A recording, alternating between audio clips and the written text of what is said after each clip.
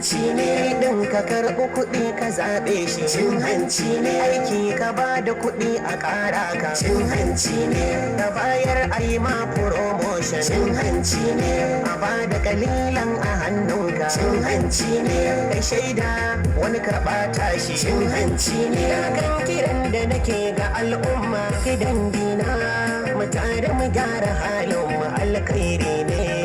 Kar da ka bayar kai da ka karba, tsaya kan rabon ka in tsaya a nawa, cin hanci rashawa na rusa zukata. Rashawa akwai da a cikin gidajenmu don ku ji mata, ko idan ku ta daure mun mutan mu hukunta.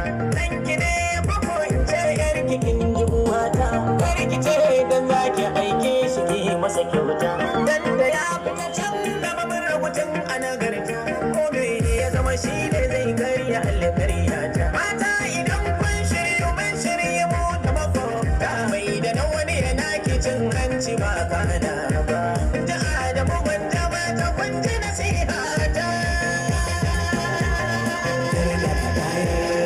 Kai da ka karba, sai ya rabon ka in tsaya a nawa, cin hanci rashawa na rusa zukata. Gyara za ya fara da ni, gyara kanmu za mu san ci gaba. Inda an yi harka da ni, za a ce Allah wadaran halin fara. Malamai a gyara kan bayar karma karba, 'yan kasuwa mu gyara kan bayar karma karba.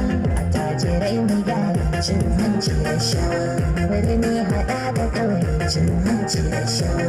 Daga ƙasa za a fara ba wai da shugaba ba, mun ka gyara kanmu ba ma ki ci gaba. Kar da ka bayar kai da ka karba, tsaya kan rabon ka in tsaya a nawa, cin hanci rashawa na rusa zukata. Kar da ka bayar kai da ka karba, tsaya kan rabon ka in tsaya a nawa, cin hanci rashawa na rusa zukata.